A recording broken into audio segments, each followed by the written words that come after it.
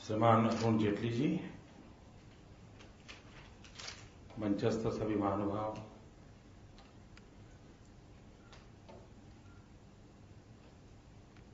मैंने किताब को ऐसे सरसरी नजर से देख रहा था। मुझे अच्छा लगा क्योंकि हमें थोड़ी मेहनत अब कम करनी पड़ेगी। बहुत सारी बातें हैं, लेकिन जैसे हमने जीएम को खत्म किया, लेकिन मैंने तब किताब पढ़ी नहीं थी।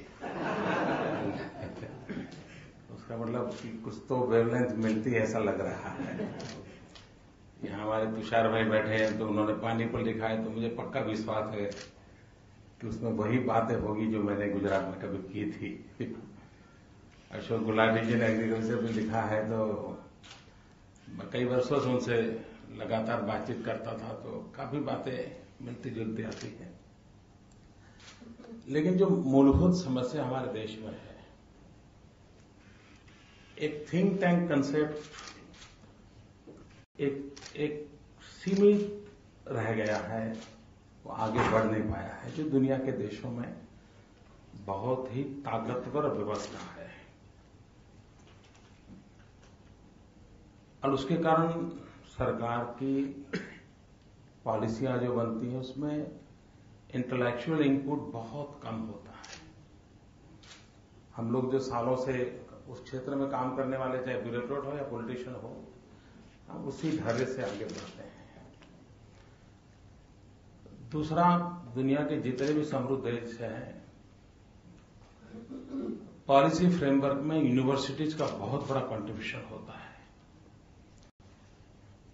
अगर 2017 में कोई करना है तो 2014 से सैकड़ों स्टूडेंट्स, सैकड़ों फैकल्टीज उस पर रिसर्च करते हैं। उसके बाद इतना मंथन होता है और बाद में कोई डिसीजन पर पहुंचते हैं। उसके कारण वो बहुत ही सटीक चीज आती है और उस कंट्री के इंटरेस्ट के लिए भी होती है और ग्लोबल चेहरा क्या दिखाना उसके लिए भी सब कुछ उसमें रहता है।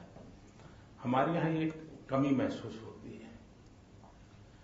और एक काम अगर हम ये कर पाए तो मैं समझता हूं कि हम अच्छी दिशा में महत्वपूर्ण हमारा कदम होगा और हो सकता है आज उससे पहली शुरुआत हो। उसी प्रकार से अभी भी हम जब इंफ्रास्ट्रक्चर की बात करते हैं तो ज्यादातर रोड्स, रेलवे, पोर्ट, एयरपोर्ट करीब करीब इसी के दायरे में हमारी बातें आती हैं। अगर हमने फ्यूचर जनरेशन के लिए सोचना हो तो हम हाईवेज पर कैसे बढ़े हैं, हाईवेज से इंफॉर्मेशन बेस की ओर कैसे आगे बढ़े हैं, ऑप्टिकल फाइबर नेटवर्क इस पर कैसे बढ़े हैं। हमारी संस्कृति की विशेषता रही है। एक जमाना ऐसा था कि जहां पानी होता था, नदी होती थी, वहां शहर बसता था। समय रहते बदलाव आया। जहां हाईवेज गुजरते थे वहां शहर बसता था।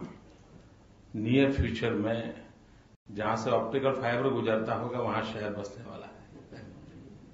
यानी पूरा जगत बदल रहा है, लेकिन हम वही पुराना अपना रोड्स उसी में लगे रहते हैं। उसमें बदलाव, और ये बदलाव तब आएगा जब हम इंटेलेक्चुअली बड़ा मंथन करने की आदत रखते हैं, तब जाकर के होता है। भारत के विकास की दिशा में हम सालों से बात कहीं कुछ गलत नहीं है कि हम गांवों का देश हैं, हम कृषि प्रधान देश हैं, अच्छी बात है, उसको उतना ही ध्यान देना चाहिए।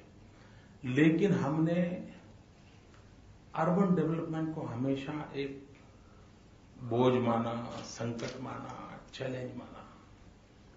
अच्छा होता आज से 30 साल पहले अर्बन डेवलपमेंट को एक अपॉर्चुनिटी मान लेते हैं, जो सबसे बड़े ग्रोथ सेंटर है। आज जो हमारे इंफ्रास्ट्रक्चर की हालत है वो न होती, हम एडवांस में सोच सकते हैं।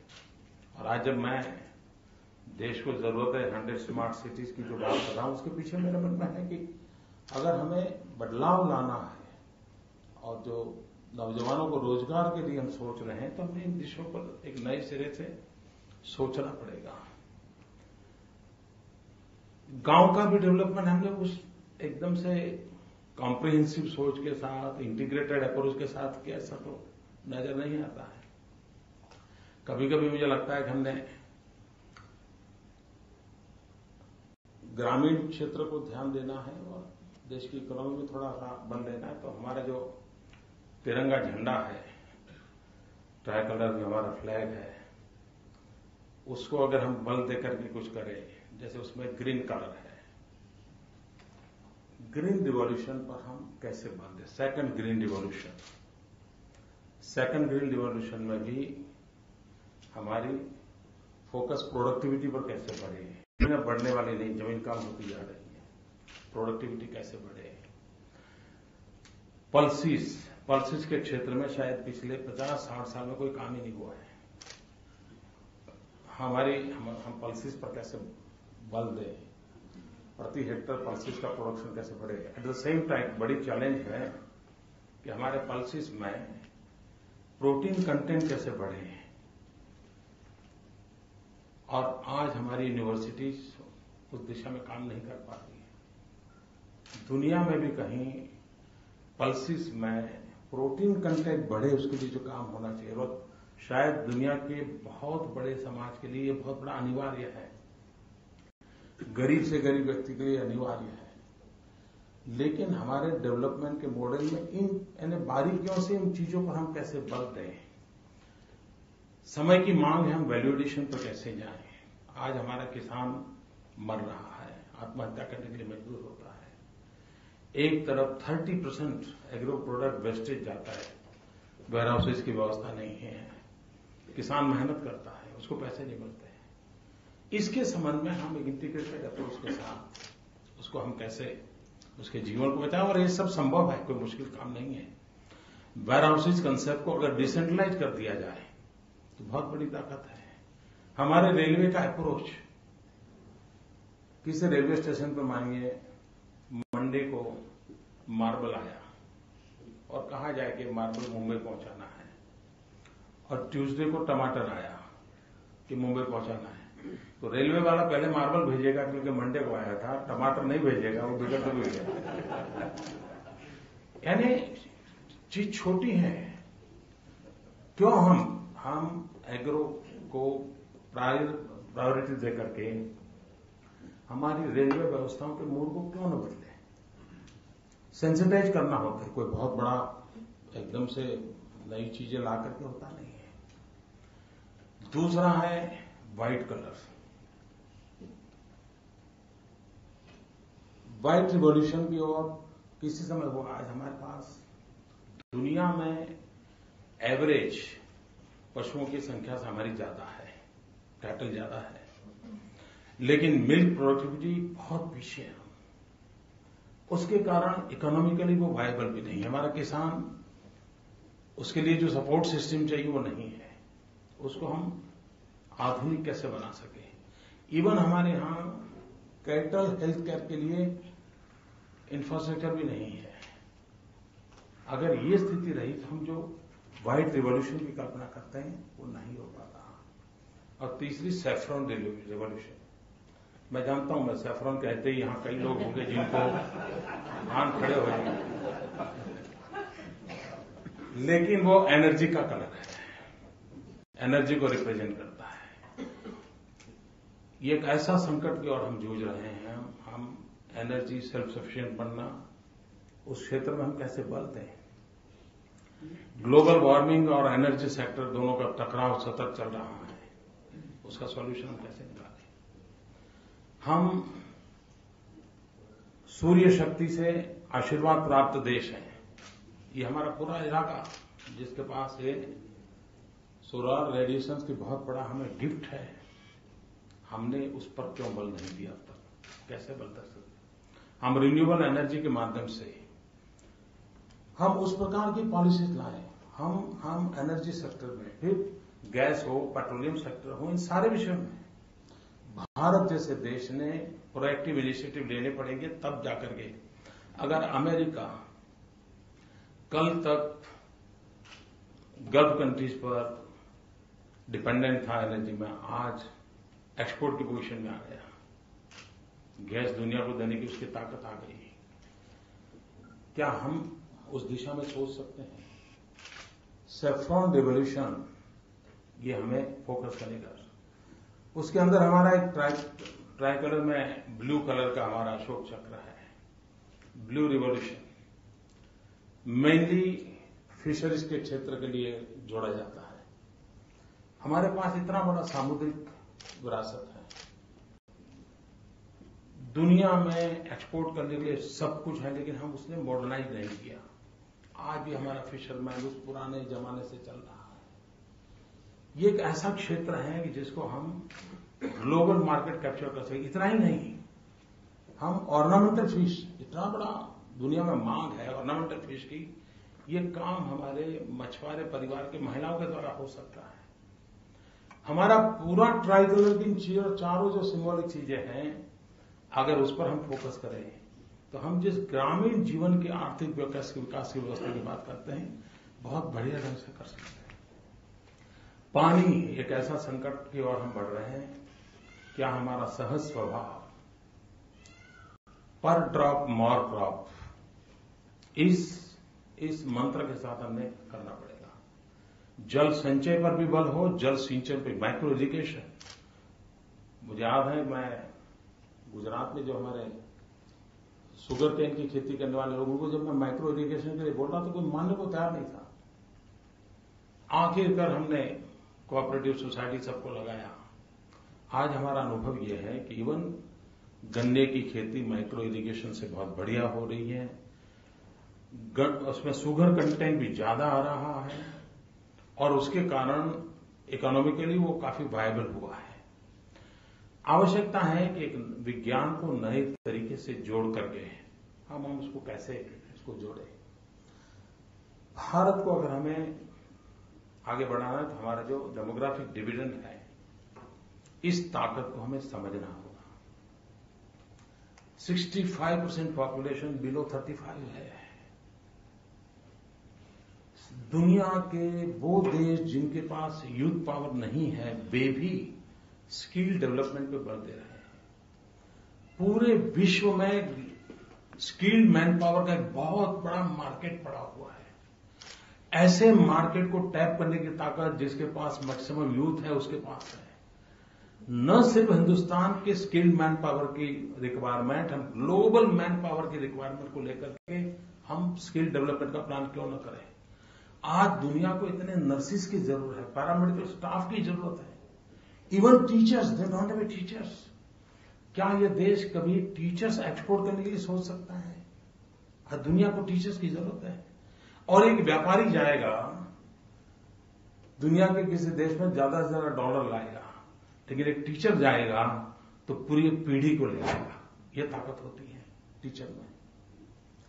हम ग्लोबली कैसे इंपैक्ट पैदा कर सकते हैं, हम उस विजन के साथ। लेकिन बेस्ट टीचर तैयार करने के बाद हमारे पास व्यवस्था है नहीं है। हम आईआईएम में अच्छे सीईओ तैयार करने के लिए ढेर सारा काम करते हैं। 2 करोड़ के पैकेज वाला सीईओ मिलेगा, 3 करोड़ पैकेज वाला सीईओ मिलेगा, लेकिन बेस्ट टीचर पाना है। और किसी को भी पूछिए, अमीर से अमीर व्यक्ति को पूछो, हाईली इंटेलेक्चुअल व्यक्ति से पूछो, हाईली प्रोफेशनल व्यक्ति को पूछो, भाई तुम्हारे जीवन की एक इच्छा बताओ, तो बताएगा मेरे बच्चे के लिए अच्छी शिक्षा, मेरे बच्चे के लिए अच्छा टीचर। बेस्ट टीचर इतनी बड़ी मांग है, लेकिन हमारी पूरी व्यवस्था में वो है ही नहीं कोई। मैंने एक छोटा सा प्रयोग गुजरात में शुरू किया, Indian institute of teachers education. Separate university मैंने शुरू की है, we are first in India, कि जहां पर 12th के बाद उसको पता है। ज्यादातर क्या होता है, डॉक्टर बनना था नहीं बन पाया, टीचर बन गया, इंजीनियर बनना था नहीं बन पाया, तो वो उसको टीचिंग के बोझ लगता है। 10th 12th से भी तो पता है मुझे इस प्रोफेशन में जाना है, तो वो we can get the best teachers in the world. और हम दुनिया में टीचर एक्चुअल, और हम अच्छे टीचर करें तो अच्छी पीढ़ी तैयार हो सकती है। स्किल डेवलपमेंट, दुनिया के वो देश जिनके पास कम यूथ पावर है, उनका भी फोकस स्किल डेवलपमेंट है। हमारा तो सबसे प्रायोरिटी होनी चाहिए स्किल डेवलपमेंट के लिए, और इतना डिसेंट्रलाइज अरेंजमेंट होना चाहिए। और कोई भी नौजवान डिग्री से सर्टिफिकेट दिखा करके आज जिंदगी नहीं जी सकता है। हाथ में अगर हुनर है, तो खुद तो जी सकता है और को भी जीने की ताकत दे सकता है, ये हम कन्विंस कर सकते हैं। हमने अप्रोच बदलना पड़ेगा और हम ये मान के अगर चले कि चाइना के साथ हमारी स्पर्धा है, तो 3 चीजें हैं जिस पर अगर हम बल देते हैं तो हम चाइना के साथ स्पर्धा में खड़े हो सकते हैं और हमारी वो ताकत है, उस ताकत का हम उपयोग कर सकते हैं। स्किल, स्केल एंड स्पीड, ये 3 विषयों में हम जितना बल देंगे, हम बहुत छोटा सोचते हैं। हमें आज जो ट्रेन है तो ज्यादा से ज्यादा एक्सप्रेस ट्रेन पर सोच जाता है, बुलेट ट्रेन का 50 बार सोचते हैं, बुलेट ट्रेन कर सकते नहीं कर सकते। हम बहुत छोटा सोचते हैं, बहुत बड़े स्केल पर सोचने की आदत देश में खड़ी करनी होगी, उसको पूरा करने की आदत बनानी पड़ेगी। स्पीड, हमारे यहां एक फाइल को उसकी पता नहीं कौन सा फ्यूल है उसमें, तो उसकी कोई स्पीड ही नहीं होती है और कभी कभी तो रिवर्स गाड़ी गियर में चलता है। तो स्केल, स्किल एंड स्पीड, ये 3 ताकत में हम अगर बन गए तो अगर चाइना के साथ हमको अगर स्पर्धा करने का हमारे सामने चुनौती है, हम उसको पूरा कर सकते हैं। ग्लोबल वार्मिंग, एनवायरनमेंट की चिंता, ये विषय है जिसको नकारा नहीं जाए और मैं तो उसमें रुचि रखने वाला हूं, लेकिन हम लोगों ने उस विषय को पश्चिम के नजरिए से हैंडल किया है। हमने उसे हमारे अपने नजरिए से हैंडल करना चाहिए। इस देश में जहां पौधे को परमात्मा माना गया है, ये देश जिसने नदी को मां माना है, उस देश को पश्चिमी नजर से या तो कोई अदर देश के लेटेस्ट विचारों से पर्यावरण सिखाने की जरूरत नहीं। हमें अपनी विधा खड़ी करनी पड़ेगी और हम लोगों को एजुकेट कर सकते हैं। हम उसको समझा सकते हैं नहीं किया जाना चाहिए, लोग मानेंगे, ऐसा नहीं मानते हैं। हम इन बातों को लेकर के अगर चलते हैं तो मुझे विश्वास है और आप देखते हैं ये वापस ट्रैक पर लाना कितना कठिन काम है। अगर वापस ट्रैक पर लाने वाली किताब को खोलने में इतना दम उखड़ गया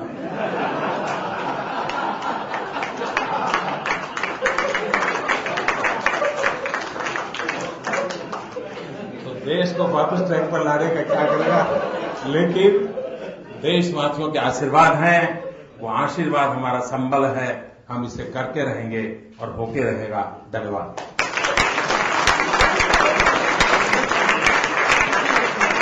Thank you, Mr. Prime Minister.